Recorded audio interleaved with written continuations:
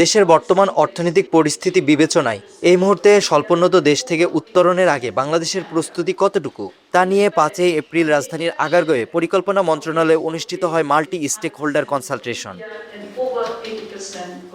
এতে অংশ নেন জাতিসংঘের প্রতিনিধি, বাংলাদেশ সরকারের বিভিন্ন মন্ত্রণালয়ের কর্মকর্তা, গার্মেন্টস সহ বিভিন্ন খাতের প্রতিনিধিরা।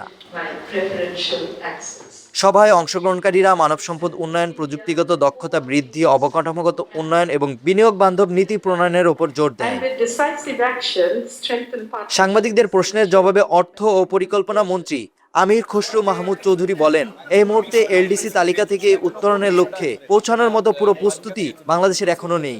বাংলাদেশের এলডিসি গ্রাজুয়েশনের জন্য একেবারে তৈরি না। পরিষ্কারভাবে বলতে হবে এই কথাটা। বাংলাদেশের অর্থনীতি যে অবস্থায় এই সরকার পেয়েছে, এখানে আমরা ফায়ার ফাইটিং করতেছি প্রত্যেক।